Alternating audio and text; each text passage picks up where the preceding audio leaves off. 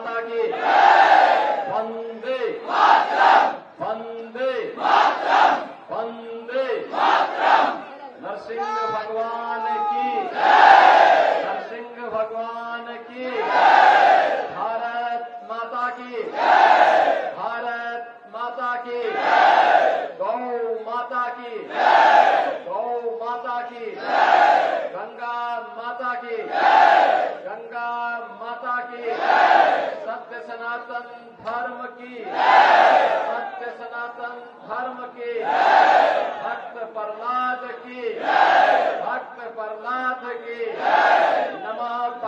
नमः पार्वती पते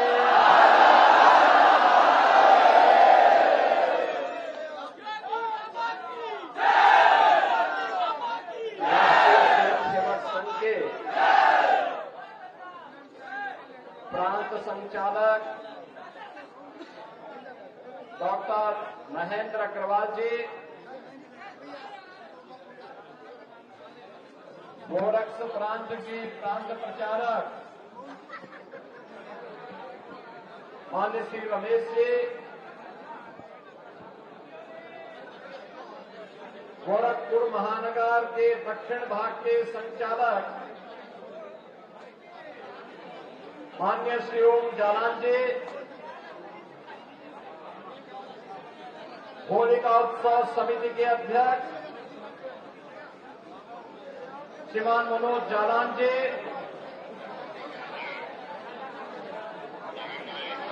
होलिका उत्सव समिति के इस शोभा यात्रा कार्यक्रम में अपनी शुभेच्छा प्रदान करने के लिए यहां पर उपस्थित जगत गुरु सतवा बाबा श्री संतोषाचार्य जी महाराज, कालीबाड़ी के श्री महंत श्री रविंद्र दास जी महाराज, माननीय सांसद श्री रविकिशन जी, महापौर डॉक्टर मंगेश श्रीवास्तव जी, राष्ट्रीय स्वयं सेवक संघ के सह विभाग संचालक श्रीमान आत्मा जी, होलिका उत्सव समिति के सभी पदाधिकारीगण, हजारों की संख्या में इस आयोजन में उपस्थित गोरखपुर के सभी उपस्थित बहनों और भाइयों, आज होली का पावन पर्व है और ये हमारा सौभाग्य है कि होली का जो संदेश है परस्पर सद्भाव के साथ आपसी मतभेदों को भुला करके एक समृद्ध भाव के साथ हम इस आयोजन का हिस्सा बने और होलिका उत्सव समिति के इस आयोजन में जब मुझे आप सबके साथ इस आयोजन का हिस्सा बनने का अवसर प्राप्त हुआ है, मैं आप सभी को, पूरे प्रदेशवासियों को होली की पावन पर्व की हृदय से बधाई देता हूं।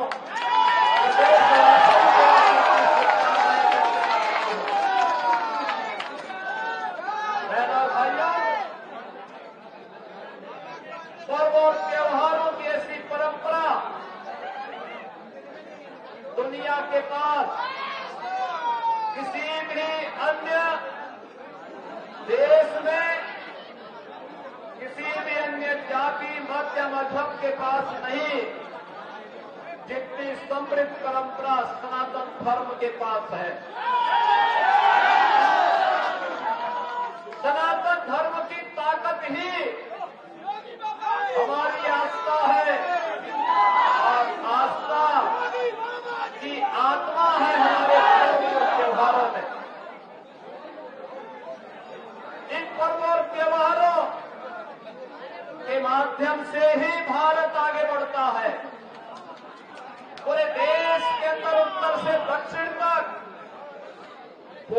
से पश्चिम तक वर्ष भर उत्साह और उमंग के साथ इन उत्सवों के साथ जुड़ने का अवसर भारतवासियों को प्राप्त होता है। और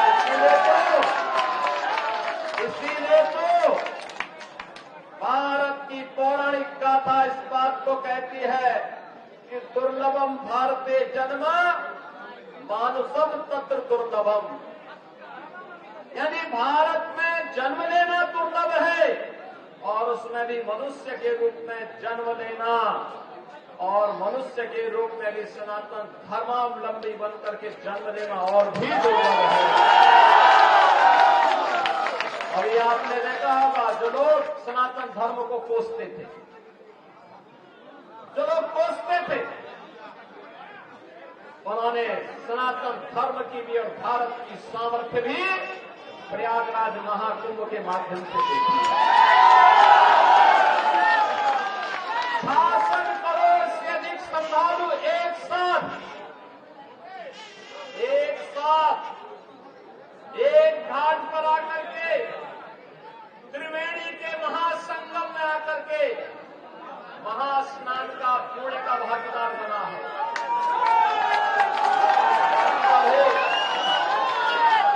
कोई क्षेत्र का भेद, न कोई वर्ण संप्रदाय का भेद,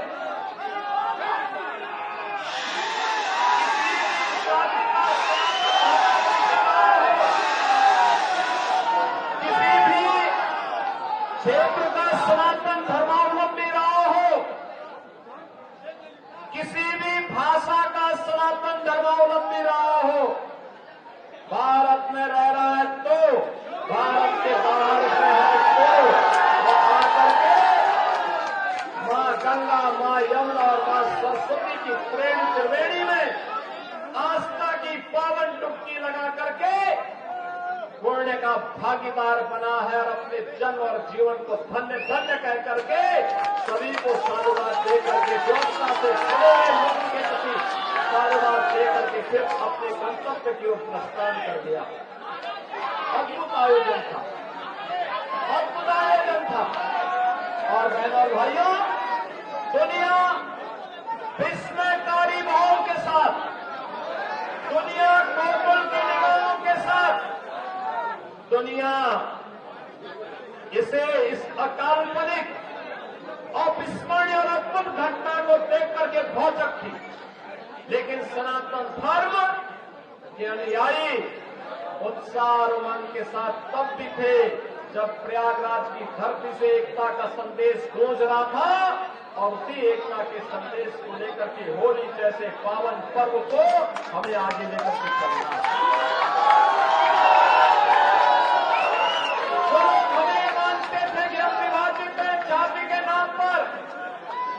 छूआछूत और अस्पृश्यता के नाम पर उन लोगों से पूछना चाहिए कि भगवान ने तुम्हें दृष्टि दी है, जाओ, तुम हमें बदनाम करते थे, हमारे सनातन धर्म को बदनाम करते थे, तुम्हें देखना है तो प्रयागराज के संगम में आकर के देखो कौन जातिवाद थी, कौन छूआछूत था, कौन।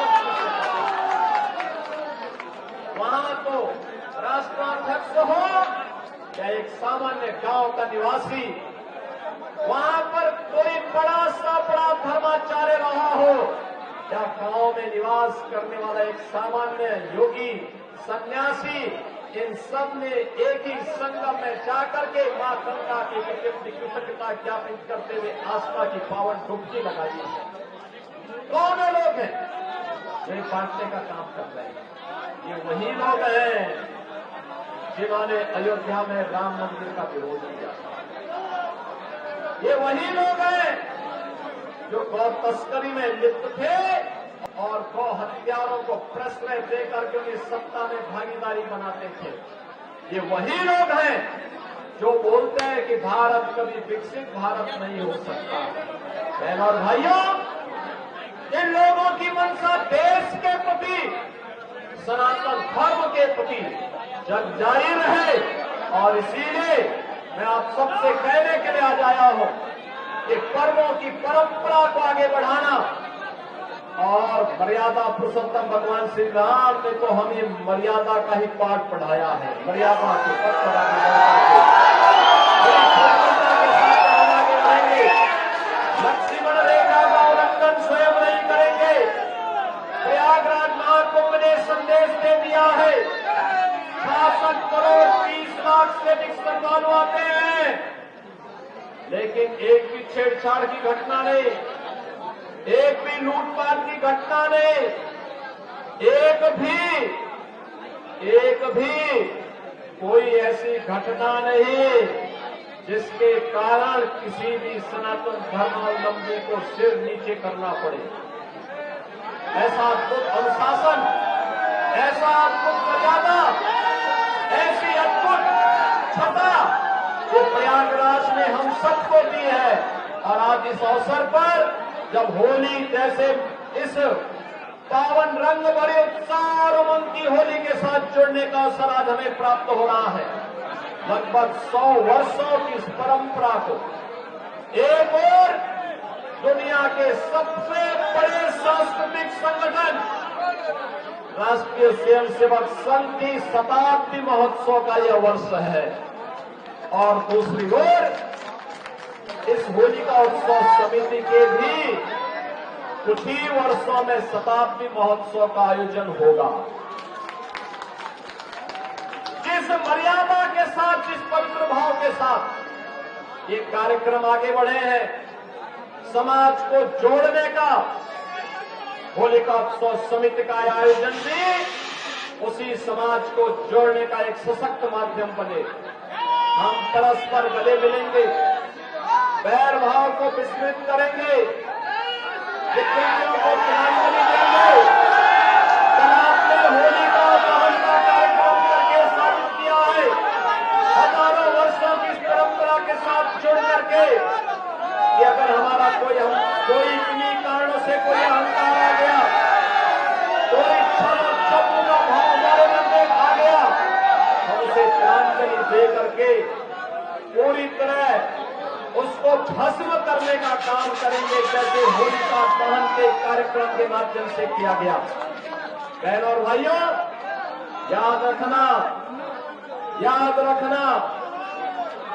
सनातन धर्म का एक ही उद्घोष है, और वो उद्घोष है यतो धर्मस्ततो जयः। जहां धर्म होगा वहीं विजय होगी, जहां धर्म होगा वहीं सत्य होगा, जहां सत्य होगा वहीं विजय होगी। और विजय के पथ के लिए साधना करने के लिए, विजय के पथ पर आगे बढ़ने के लिए व्यक्ति को परिश्रम करना पड़ता है। साधना जितनी कठिन होती है, सिद्धि उतनी ही बड़ी होती है, और उतनी बड़ी सिद्धि के लिए हमें आगे बढ़ना है। प्रधानमंत्री मोदी जी ने देशवासियों के सामने विकसित भारत का एक संकल्प दिया है।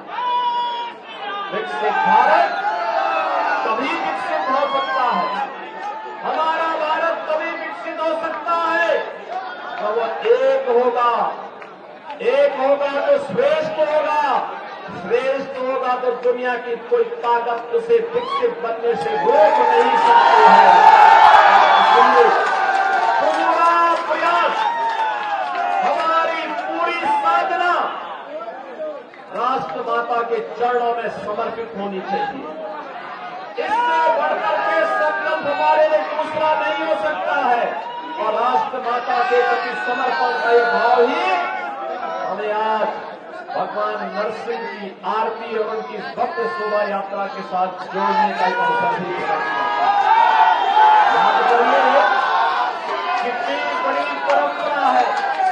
हजारों वर्षों पहले जब दुनिया अंधकार में जीती थी, तब भारत के अंदर सत्य की स्थापना के लिए भगवान का जो तीसरा अवतार होता है, वो अवतार होता है नरसिंह का। नरसिंह अवतार उन लोगों के लिए चेतावनी है जो मान करके चलते हैं कि हम जो चाहेंगे वो कर लेंगे। ये कभी नहीं हो सकता है। इस घमंड को, हिरण्यकश्यप के इस घमंड को, होलिका के स्तंभ को होलिका दहन के माध्यम से भी और हिरण्यकश्यप के स्तंभ को तोड़ने के लिए भगवान श्री हरि विष्णु ने अपना तीसरा अवतार नरसिंह के रूप में इस तरह नाम पर देकर के लोक कल्याण का मार्ग प्रशस्त किया था। सनातन धर्म की विजय पताका को आगे बढ़ाने का काम किया था। लेकिन हमारे सामने भक्त प्रहलाद का भी उदाहरण है। याद रखना, भगवान की कृपा हर एक पर हो सकती है, बशर्ते उसका मार्ग सत्य का है।